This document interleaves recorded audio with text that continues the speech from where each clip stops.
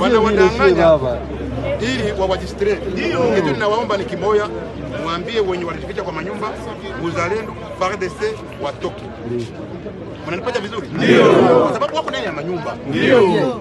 Na nikinywa bure asifiwa askari. Jana walitutesa jana. Jana walituiba walitutesa watoto wa askari. Ndio maana tumekuja. Ifuata tuwakamate wale wapiti. Waka wanafika kwa wakati wao wanashindwa vita, wanapatia watoto yao aro. Ndio. Ile ni crime contre l'humanité. Ndio. Na hizi arme dada yetu Nyakero naye iko na shida.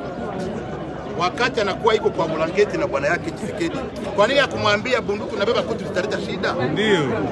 Kwa nini? Dada yetu naye iko mmoja wapo complice mwenye naacha insecurity na kutupia kuviole inafanyika hapa. Ndio. Dada si dada mzuri. Aliendaka naenda hakuacha mafikiri nyumbani. Haiko vile? Ndio. Ni dada mzuri? Hapana. Kwa nini aliruhusu wana yake adeside kubeba arme Nord Kivu na Sud Kivu? Juu tuendelee kuuana. Kwa nini akwambia bwana yake tutengenezee barabara ya kwenda Goma na Bukavu? Kwa nini akumwambia? Na kwao Walungu watoto wanacheza na koshorkor. Hakuna hata farmasi. Koshorkor. Waki. Gonjwa ya watu kuvimba miguu yuko Walungu. Na tuko na kuko kuna Premier Dame wa Bongo. Hapana baba. Unavikubali? Hapana. Alemanya Afrika njoo hili. Hapana. Tshisekedi angeona kama bunduki ni chakula cha kupatia wananchi. Kwa nini akuanzia kwapo mupompa? Tutafe. Ndio. Lakini aliona kwamba sisi tutazipokea. Mkompolite na dada yetu bunduki zikako yao. Na zinachaa ndani ya mwingine wa bunduki. Mwambie wale wenye wana bunduki kinyume na sheria. FARDC, wazalendo, FDLR. Reka ngushimire kandi wowe wakaze subscribe, like, share na commentaire ku biganiro tukugezaho, tukubwire ngo tukwitayeho kuri no munsi navuga w'icyumweru ni ku itariki 16 hano i Kigali. Mushobora kuba mukiri ku 10 na zingahe abo muri Amerika, birashoboka nkaba B&M bari Vancouver rwose ubu ngubu baracyari ku isabato, ariko kimwe n'abari muri Australia ko ubu ngubu nabo nakwemeza ko bashobora kuba hari n'abageze ku 17. Ni ku isi meze rero nta gisi yirira cyangwa bukeri cyarimwe. Turabasuhuje. Ikituzanye ni iki? Ikituzanye no kubabwira uko situation yifashe sofa hariya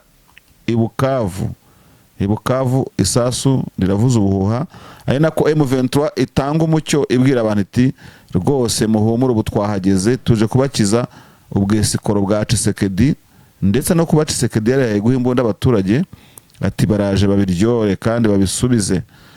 Ejo nibwo twasomye tweet y'umwe mu banyamakuru bari hariya hafi na Bukavu avuga ngo FARDC is returning back to Bukavu from Nyangezi. Sud Kivu has now new governor autoproclamé. Ngo bikomeje kugorana. Uwere Kayiranga utangaza amakuru ari kuri tere hariya, umuyobozi akaba n'umunyamakuru wa Bwiza TV na bwiza.com. Uko byakomeza kugorana rero akavuga ati Bukavu bishobora kubamo umuriro. Ni ikiganiro kitambutse twabagejeho natwe twabyumvaga dutyo, ariko nta cyemezaga yuko M23 koko seriously yabe iri muri Goma cyangwa itayirimo yegegeje n'iki byose byari bikirimo nyine agatogo kenshi. Ariko sofa ubu ngubu ibintu birasobanutse. Bisobanutse gute? Muri iki gitondo cya kare uyu munsi nibwo Colonel Wiringoma umuvugizi wa M23 yasohoye video iriho inyeshyamba ngo ziri kuri Place de l'Indépendance, na ahantu hazwi i Bukavu. Ni nkuko wabwira umuntu uti ubu turi rompo wenda cyangwa turi kwa Rando. Ni nkuko wabwira umuntu uti ku bantu bazi umujyi wa Butare wa Huye akakubwira ati ndi hese ndi kuri Foko cyangwa ndi kuri bisi, ku bantu cyangwa kuri kaminuza ku bantu bazi hariya. Ni nkuko wabwira umuntu w'Irwamagana uti ndi kuri cya ya monima iri hinsina, numvise ngo yanka ikayonza yo ngo barayiranduye sinarinzi bayikuyeho, sinarinzi ko babikoze simaheruka. So mu yandi magambo ni kirero kuba M23 yifotoreje kuri Place de l'Indépendance cyari kirango gishya cyo kubwira abantu ngo ntibabashuke turi i Bukavu. Ni mu gihe kandi perezida w'Ubufaransa yari yarayikomanze mu gahanga ngategeka M23 n'abandi bireba bose ngo kuba bamaze kuva ngaha naha abantu baramubwira nawe bonaga mibona Emmanuel Macron batariko se kuno vutanga amategeko yo kuko inyeshyamba ziva i Bukavu ziri Marseille ziri mu gihugu cyawe duha amabwiriza turi mu gihugu cyawe ko turi wacu, ariko agasuzuguro k'abanyafrika kazarangira ryari? uko niko bamubwiraga mu masaha 12 atambutse. Emmanuel Macron yagize ati j'ai échangé avec le président Tshisekedi sur la situation très préoccupante dans le sud Kivu. Nous avons exprimé notre accord sur le point suivant. Nous appelons à un cessez-le-feu immédiat qui doit être respecté par toutes les parties. Les M23 doivent immédiatement se retirer de Bukavu. Des garanties de sécurité doivent être données pour permettre le retour sans délai des autorités civiles et militaires à Bukavu. Allez ouais. Le M23 doit se retirer de l'aéroport de Kavumu et permettre le vol civil et humanitaire sans entrave. J'appelle le Rwanda à soutenir la mise en œuvre de ces mesures d'urgence. Ijambo rya mbere rero twagiye kuri Emmanuel Macron, mucuti wanjye urabizi yewe nta kibazo ugiye mfitanye nawe. Hano wavuze ngo waganira na Perezida Tshisekedi uko ibintu byifashe Bukavu. Uravuga uti rero mwavuganye ku byo gushyiraho agahenge ngo mu ngingo zikurikira uti mwahamagariye abantu ko habaho cessez-le-feu ceasefire guhagarika imirwano ngo kandi ngo bikubahirizwa n'impande zombi. Igihe wavuganaga na Perezida Tshisekedi niba koko mwavuganye ntabwo nari mpari, nibwo ingabo ze zari zasohotse muri Bukavu zigeze muri centre bita Nyangezi werekeza Uvira, zakoze kamubaka mu makamyo zigaruka kurwana. Icyo ni icyambere cyuko Tshisekedi uwo mwaganiraga ubanza utamuzi, uzamureba ahantu hose, wajya kuri Google cyangwa uzarebe Kigali Voice TV nawe azamugusobanurira. Hanyuma urongera uvuga ngo le M23 doit immédiatement se retirer à Bukavu. Mu gihe abo basirikare banahunze M23 itarafata Bukavu, ubu nibwo irimo kuyifata. Wewe urabwira abantu ngo bave mu mujyi batarafata. Ibyo nabyo no guhuzagurika. Tshisekedi yagoye amakuru atariyo cyangwa nawe ntuyafite. Ariko ibyo sibyo. Ubufaransa bafite ikintu bita DGCA, Direction Générale de la Sécurité Extérieure, ni ubutasi bukomeye ku isi nyuma ya MI5 y'Abayongereza na CIA y'Abanyamerika. Ngira ngo n'ubundi butasi buhera bukomeye ku isi. DGCA izi imbere ntago yewe amakuru y'Ubukavu. Ubwo byumvikana ko na Macron yagiye mu ikipe imeze nko kubeshyana n'ibintu nk'ibyo ngibyo ko ntawe ukuri. Ikindi kuvuga ngo ngo des garanties de sécurité doivent être données pour permettre le retour sans délai des autorités civiles. Macron uragarura guverineri Purusi wahungiye i Bujumbura ngagaruka ku butegetsi gukora iki Bukavu, guhereza imbunda abaturage. Macron ko nawe ubwawe uzi ko ufite guverinoma ihora isenyagurika buri munsi, ngo Gabriel ataye, ngo Bayiru nawe byamucanze. None reka iby'abakongomani ibiyaranje bakora ibyabo, zaba inyeshyamba zaba leta, uwahunze yahunze. Ushaka se guverineri agaruka bamwice nkacira umwami?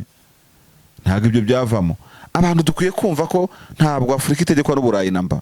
Ese reka mbaze, iyo muri Toulouse habaye ikibazo, muri Marseille habaye ikibazo, cyangwa se mu yindi ntara y'Ubufaransa, umuperezida wa Afurika yemereye kuvuga ngo ibintu bigende gutya, ngo ndavuze ngo ipari mu Bufaransa ngo nimurenza amasaha mutararyama? Ubu ngubu ko Ubufaransa bamaze amezi menshi nta maguverinoma bafite, agenda ahinduka agira gute byanze. Hari umuperezida w'Ubufaransa kuvuga ngo ndavuze ngo Abafaransa kugira ngo muteze akajagari ngo mbare kabiri mwashyizeho guverinoma. Kuki se noneho kuri ituru Abafaransa ntago tukiri mu bukoroni, akajagari karimo kubera mu biyaga bigari, ni mwebwe mwagashyizeho, muzana ingabo zanyu z'Ubufaransa gushyigikira abajenoside hano mu Rwanda, muzana operation turi kwazo yo kubaherekeza n'imbunda zabo. Ubu ngubu umuntu ufite imbunda yakwiye muri Gisifare ahora yoza neza, yatoye umugesi ariko iracyarasa. Byose ni France yabikoze. Ahangaha FDL irimo gukora n'imirwano irimo kubera, nimwe mwashyigikiye ko ingabo zabo zari za Juvenal Habyarimana Gisifare zihungana imbunda, kandi nta musirikare wambukana imbunda mu kindi gihugu, isigara ku mupaka bakamujyana ku birometero 150, niba ashaka kubimpunza akabimpunzi, niba atahagataha. Ariko gufata abasirikare ba Habyarimana bagashyirwa imugunga, bagashyirwa Keshero, bagashyirwa hose, bagashyirwa ahangaha za Bunyakiri, ahangaha FDL ikorera muri Sud Kivu, hano imirwano irimo kubera. Byose byakozwe na leta y'Ubufaransa, irabizi. Ngira ngo nta n'imbabazi yari yabisabira. None mwaje mwitoje tunyoni, murimo kuvuga ngo M23 ngo ive hariya gute kandi ariko ngo na FDL yavuye muri Gisifare, Gisifare yajyanywe n'ingabo z'Abafaransa. Uyu munsi nta miyaga. Bene aya magambo rero niyo babaza Abanyafrika. Ubufaransa amaze iminsi babwirukanye muri Chad, Ubufaransa babwirukanye muri Niger, Ubufaransa babwirukanye hehe? Ngira ngo muri Central Africa ntago bacyegera abasirikare. Abafaransa baseje kwirukanwa muri Cote d'Ivoire ndetse na Senegal yabahe igihe mugomba kuba mwaviriye. So muve no muri Congo, muve mu biyaga bigari, tubane bisanzwe nk'Abafaransa. Dufite Abafaransa b'inshuti zacu, na Macron n'umuntu w'umujama kabisa, ariko bene amagambo agaragaza ko hakiriho umuzi w'agasuzuguro. inyeshyamba zafashe iwabo. Ese kumaze Emmanuel Macron kutagiye ngo ubwire uriya nyeshyamba yafashe kapitale ya Damascus muri Syria ngo nirekure ubutegetsi imaze kwirukana Bashar al-Assad ahungiye hari. Siwe mufatanya bikorwa wanyu. Abafaransa nimukaryarya abantu, abazungu ibyanyu mukwiye kubishyira ku ruhande mukareka natwe abanyafrika nabira batukakora ibyacu. Murashyigikira uwari nyeshyamba muri Syria agafata ubutegetsi. Mwagera ku nyeshyamba zirimo kwigobotora Syria muri DRC muti na kure magabo. Mugenda musabe zirangabo ziranye nyeshyamba zafashe Damascus zisubire Idlib mu ishyamba. Byakunda se?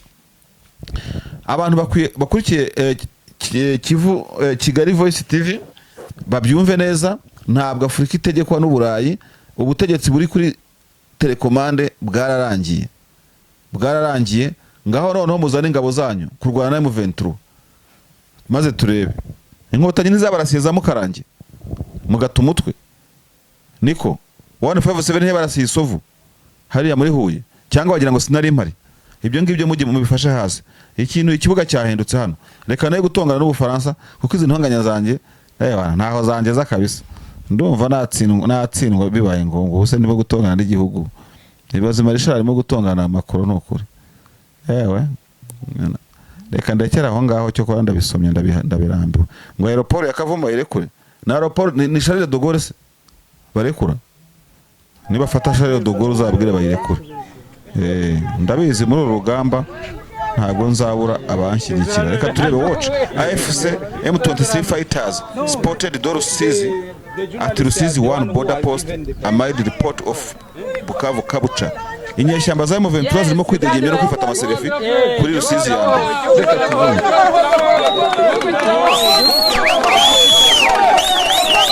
Nizo zafashe umupaka. N'amafoto ngaya ndaje ndabereka. N'abantu ubunyeshyamba nizo kontrol umupaka wa Rusizi. Zambaye neza bo kabyara. None se mbigenze gute? Ngabo mbonye ikintu kiguruka mu kirere bari drone ntumbaze icyo ari cyo. Zirimo kwifotoza ku Rusizi. Umupaka w'u Rwanda ubungubu wa Bukavu nawo urimo kugenzurwa n'inyeshyamba za M23 zirimo kuwukaba. Nta makamyo mbona ntaki. Zirimo kureba aho se mwanyeshyamba mwe zirimo kureba mu Rusizi hasi. Mwana ntaga amazi akinishwa muyarebere kure. Urumva ubwo rero akajagari gusa. Abarundi bari he? Ingabo z'u Burundi ngo nabahatari ngo nta muntu wabayoberaho ngo iki n'iki. Mbonye perezida w'abantu arimo kuvuga ibintu bitangaje hano. Reka nze mbibasomere. Ariko ni perezida bamwita nyakubahwa nyene icubahiro sha. Nta kindi na utazagira ikindi wongeraho. Perezida Ndayishimiye namubonye kuri Twitter. Afite amakuru meza cyane. Reka nze nyabahereze kuko umuntu navuga ibintu bizima kunzanye umudamu we kandi ntabwo ari byo kuko perezida Ndayishimiye nawe n'umugabo afite Twitter yiwe niba atarataye password. Ndayishimiye reka nze mbabwire ibintu Ndayishimiye yavuze. Ubu kandi ndabizi yavuze ibintu by'amahoro ariko wabona hari abantu bagiye gutongana. Gutongana Ndayishimiye ko ni president. Yavuze ngo nyuma y'ibiganiro nagiranye n'ibihugu bigenzi vy'u Rwanda abari biteze gukamisha igitero cy'u Rwanda ku Burundi nibasubiza mero mwisaho.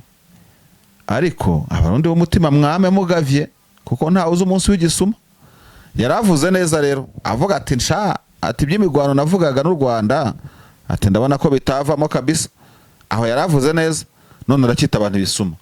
Ibisuma ni mwebwe mushoza intambara mukavuga amagambo y'amacakubiri akokeza intambara mu karere. Ntabwo u Rwanda rwigeze ruvuga ko rushaka kurwana ariko no urubwira abaturage ko bashaka ko u Rwanda rushaka kurwana wanganisha abaturage. By'ukuri urebye isano iri hagati y'Abanyarwanda, isano iri hagati y'Abarundi n'Abanyarwanda. Ku muntu uvuga intambara hagati y'ibihugu ntabwo nzi ikintu abashaka. Ubundi abantu baba bashaka iki? Ubundi niki cyatuma Umurundi n'Umunyarwanda barwana? Ibyo ngibyo ntabwo bikwiye. Rero birakwiye yuko niba udenonsa iby'intambara hagati y'u Rwanda n'u Burundi bitwarira icyari mutita abantu bisuma. sibyo kuko burya ngo bagira gutya urutoki gutya ariko enye ngo ziba zikureba ntabwo nakwita agiye perezida umusuma ariko nawe ntabwo yakwita abantu bisuma kandi abavuga ndabumva ntabwo abanyarwanda turi ibisuma buse abanyarwanda baza kwiba iki Burundi buturusha iki natwe wenda ntacyo tubarusha ariko nanone ntacyo turusha rya twese turi abanyafurika ariko ntabwo wakwita abantu bisuma ngo baceceke Tshisekedi yatwise abanyanka gatatu turaceceka ariko kutwita ibisuma nyako wadayishimiye rwose nawe shyiramo imiyaga pe abantu babisuma bari ibisambo nese ubusuma dufite n'ubu ntabwo kabisa ntabwo ahubwo ibisuma n'ibyagiye muri Kongo kubateranya kugira ngo ubone ukuntu babiba pe biba amabuye yabo y'agaciro bagire gute n'iki bintu nk'ibyo so twagiye rero dusubire ku rugamba turasubiye Bukavu ni mushaka kumva ndaza kubaha amavideo yose arebana na Bukavu kugira ngo mubashe kubyumva neza uko ibintu bimeze reka dusubire Bukavu twumve ibyo General Byamungu Bernard arimo kubwira abaturage ababwira ati madamu wa perezida nawe ni umusuma mu bandi nawe ari mu bantu baha abantu imbunda kugira ngo bakora amabi turaza ni kubona tubona n'aka video abazayirwa abakongomani barimo banywa byeri kuri Burarima kandi batazishyuye bagiye batera uruganda rwa byeri bita Burarima banywa byeri izindi bazitwara mu ngo zabo ngo barishimira intsinzi y'inyeshyamba ntizirafata n'umujyi ngo wose ngo ziwukontrole ariko mutangiye kubyina mbere y'umuziki iyo mureka mukajya kuzinywa nyuma abazayirwa na byeri rwose ntabwo mworoshye ariko se mwabuzwa n'iki kuzinywa n'ubundi mubona zitari no ku kiranguzo ahubwo zabaye ubuntu reka twumve Brigadier General Bernard Byamungu Maheshe akaba ari we wungirije umugabo w'ingabo za M23 Major General Sultani Makenga a décidé kubeba arme Nord Kivu na Sud Kivu tuendelee kuuana. Kwa nini akwambia bwanake tutengenezee barabara ya kwenda Goma na Bukavu? Bernard Byamungu arabwira abaturage ati umugore wa perezida niwe wahisemo guhereza abaturage imbunda kugira ngo dukomeze twicane kuki atabwira umugabo we gakora umuhanda uva Bukavu ujya Goma. Hano arakomeza uyu mu General Byamungu akaba ari umujenerali w'imvukira muri yabice bya Sud Kivu yaganira n'abaturage ba Bukavu abaganira na barumuna be babyara be baramube iki niki ariko kandi aganira n'abakongomani at large Wabo walungu watoto wanacheza na kushorkor waki hana abaturage nabo bahise bamubwira ati nyakubahwa Fande Bernard Byamungu hari n'amakuru yandi utaruzi reka abaturage nabo bagira amakuru kubi undi atese na yahe ati wabo wa Nyakeru madamu wa Tshisekedi bita Warungu abana baho bamazwe na bwaki bita kwa Shyorukoro bagira ngo ntabwo ayizi baravuga ngo bwaki mwabyumvise abaturage muravuga mana yanjye Tuko na kuko kuna Premier Dame wa Bongo unabikubali Alemanya Afrika njoo hivi Tshisekedi angeona kama bunduki ni chakula cha kupatia wananchi kwa nini akuanzia kwa mupomba ati sereka mbabazi ati niba Perezida Tshisekedi abona imbunda ari byo byo kurya by'abaturage bakwiye kuba barimo barya i Bukavu ati we yagiye akazijyana iwabo bakazihekenya ngaho nyumvira nawe ino nama ya Byamungu ndetse n'abaturage b'Bukavu yarakasa mutwe lakini aliona kwamba sisi tutazipokea mkomboleze na dada yetu bunduki zikapo yao na zinajaa ndani ya mwingine mwambie wale wenye wana bunduki kinyume na sheria FARDC wazalendo FDLR ati FARDC wazalendo bo it's okay nta kibazo atariko umuntu mubona witwa FDLR we sha ati rwose ati ntabwo biri buve mu pe kuwa Mnyarwanda ni namna gani wadanganya ili wawadistrae kitu ninawaomba ni kimoya mwambie wenye walificha kwa manyumba uzalendo FARDC watoke mnanipata vizuri ndio sababu hapo ndani ya manyumba ndio arabwa rero ati mubwire umuntu witwa FARDC n'umuzalendo n'iki baze atarika wa FDLR bo ni Banyarwanda ati bo tuzarasana mpaka FDLR atari kontinera bizi bari mu murayambaza tumugene mu babwire basohoka n'imbunda zabo bazizane kinywa bure afifu askari jana watutesa jana wanatuiba watoto wa askari ndio maana tumepata ifoto wakamata ngo barabibye ngo wanafika kwa wakati wao wapita wanapatia wa muturage abwiye Byamungu ngo bashaka kubafata ngo bari bapeti ni kwa kundi urushishi ngo rwuriye inzovu ngo binyuze ku kiraro ngo ikiraro kiracika ngo ravangwa rakimenegewe rushishe ubwo rero mubonye nyeshyamba mutangiye kuvuga ngo mwajya gufata n'abazalendo ngo matekwa mutanga amakuru bifatire mutange amakuru bifatire naho se mwende gufata abazendo bafite ibibunda cyangwa nange murabifite mwabisize mu rugo simbizi mutange amakuru niyo y'ingenzi mu Ventura zibambura ariko ni crime contre l'humanité na hizi arme ngo ni crime contre l'humanité yake Ronai iko na shida wakati anakuwa iko kwa blanketi na bwana yake Tshisekedi. Kwa nini akumwambia bunduki unabeba kutu vitaleta shida? Ndio. Ati uwo mugore Nyakeru rwose umugore wa President Tshisekedi ati iyo baryamanye mu buringiti kubera icyo atamubwira ngo ziriya mbundu tutarimo gutanga zizateza ikibazo ngaho nyumvira bageze no mu buringiti bwa Tshisekedi. Dada yetu naye iko mmoja wapo komplice mwenye naacha ati uwo mushiki wacu rero wa Bukavu uwo mugore wa President ati dada mzuri ati ntabwo ari mushiki wacu mwiza naenda hakuacha mafikiri nyumbani haiko vile ati yagiye kurongorwa ntiyasiga ibitekerezo iwabo wana yake adeside kubeba arme noro Kivu na Sud Kivu tuendelee kuuana. Kwa nini akwambia bwana yake tutengenezee barabara ya kwenda Goma na Bukavu?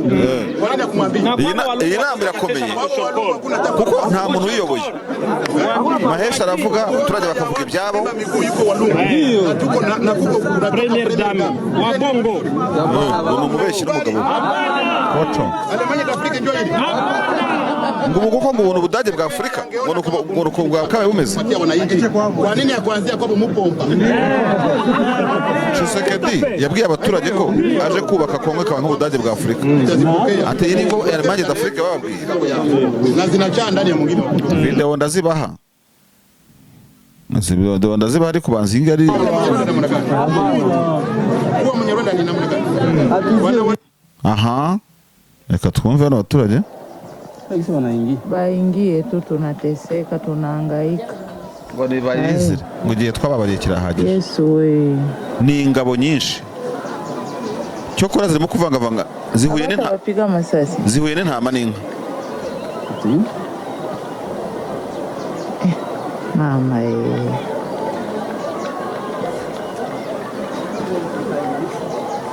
Bukavu yinjiwe n'ingabo ibihumbi n'ibihumbagiza biza mu Ventura. Yesu we baingie tu tunateseka tunahangaika ati nibinjire rwose none turahangayitse.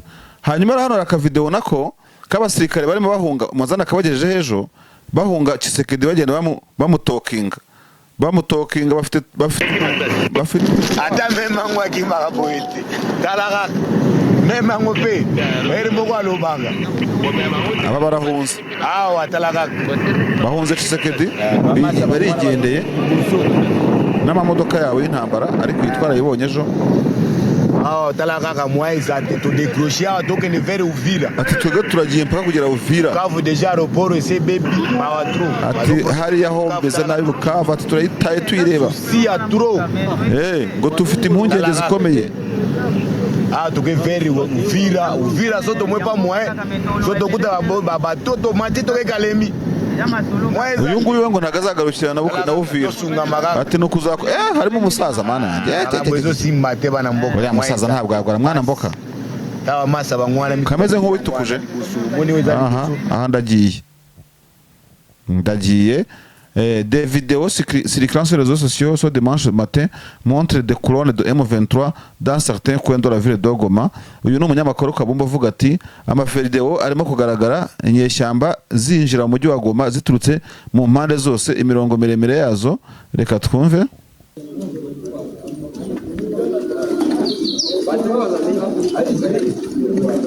Aba abaturage baba bafilima bari madirishya bafite ibibunda ngaho sera urwana narwana turebe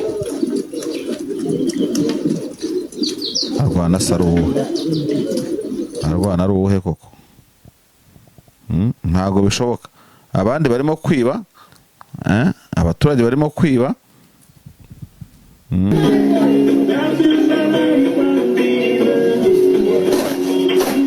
barimo kwiba bataza kuntera strike. Hanyuma ngeze kuri video abaturage barimo kwiha byeri.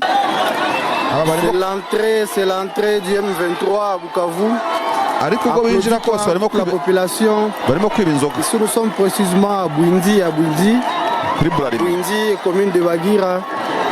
L'entrée, c'est-à-dire qu'ils ont déjà passé Kavumu et ils sont bel et bien entrés dans la ville de Bukavu. M23, voici les cortèges du M23, applaudis par la population qui pillait l'abraliment. La population est en train de piller l'entrepôt de l'abraliment. Et voici le M23 ce matin qui fait son entrée dans la ville de Bukavu. Applaudi par la population. barimo kuririmbira mu 23 ariko banasinze urumva ntago babura imyuka barayifite ese banyweye inzoga ya baba bari bikoreye nuze.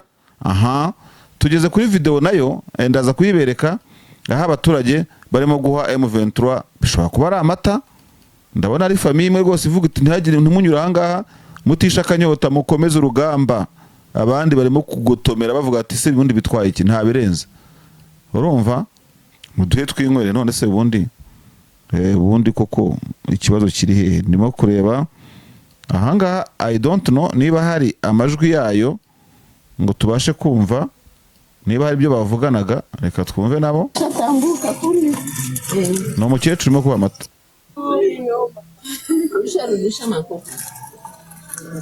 Reka ndebe ko ari amata ariko ni amazi. Bambe babagenza ahantu harehare. Maji barabivuze. Dore abaturage bibye inzoga batwaye amanuza. Batwaye amakazi ya byeri. Sha abanyegoma abanyabukavu mwasinze pe.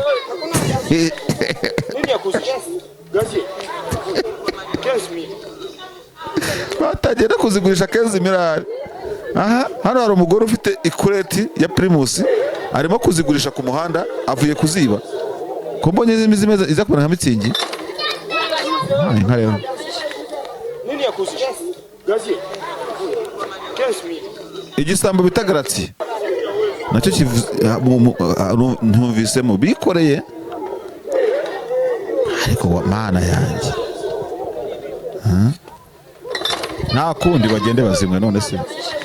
Buriya bagiye kuvuga ngo ni manu kandi bagiye kubeshyera Imana ngo abaye manu kandi bazibye. Aho se niba bazibye ko bibye iby'iwabo. Ubundi si Rusizi benga bazongera benga yindi. Maze rero reka mbabwire. M23 rwose imeze nabi muri Bukavu. Imeze nabi muri Bukavu. Ndabona Stanis Bujakera Chiamara umunyamakuru wa ngira ngo yandikira Jeune Afrique I don't know yavuze ngo dimanche le 16 février 2025 ils sont en train de passer sur la route de l'hôpital provincial de Bukavu et se dirigent vers la place de l'Indépendance. C'est depuis 6h15 du matin heure locale. Témoignage d'un habitant de la ville de Bukavu. Hano kuvuga ngo inyeshyamba za 23 zirimo kutambuka hanga ku bitaro bikuru bya Bukavu zirimo kwerekeza ku rubuga rwitiriwe ubwigenge Place de l'Indépendance ati hari saa 12:15 ku isaha y'Ibukavu. Bigendera nyine bigendera urumva namwe mufotora mwongera mufotora.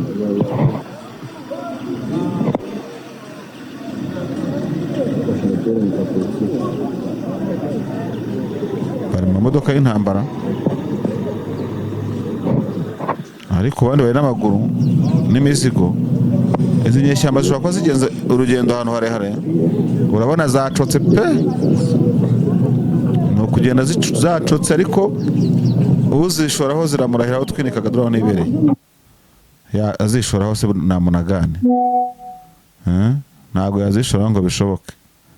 So ndumva rero twasoza tukabaharira kureba uwo mudiho wa M23 nditubona ari ma video turayabakinira musijari. Twavuga ku by'urugamba rwa Bukavu, tukavuga uko inyeshyamba za M23 zirimo kugenda zigaragaza zifotoreza ahantu hose hitwa ko hakomeye ngayo nguko. Hano ariko hano abakongomani nabo bagira inyuro. Barimo kubona abasirikare se nabahera basa na M23 cyangwa ariko bashobora M23.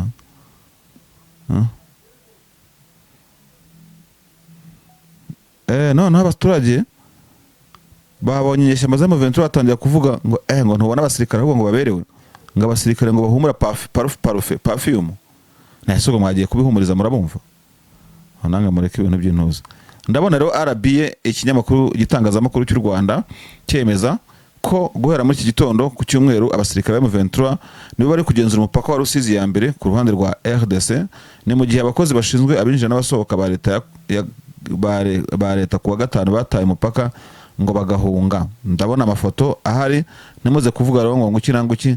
Reka rero tubareke n'ubundi mukurikirane programu zitandukanye kuri Kigali Voice TV ku ma update tubizeze yuko n'ubundi nihakomeza kuba development zindi turi bubabwire kugira ngo n'ubundi hatagira amakuru abacikana n'ibyo umuntu yavuga.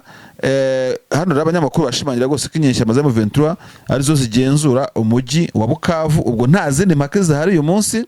Une source officielle du gouvernement rassure par ailleurs de la détermination du président ngo Tshisekedi aracyari kwizima ariko ntago byavamo. Ni ibyo ngibyo rero, reka tubareke mukurikira iyi video. Inyeshyamba za M23 zo zigenzura hariya, nta mpaka zindi zigihari. Ubwo ufite izindi mpaka ntabwo giyewe rwose bindeba. Marishal ndagushimiye cyane, komeza ukore subscribe, like na commentaire. Kubanga bw'ibyuma hari Fred Mutsinzi nanjye David Eugene Marshal. Reka mabwire ngo bonne journée dominicale, good Sunday.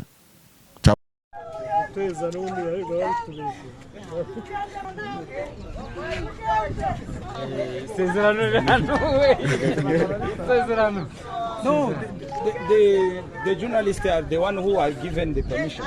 So, yes,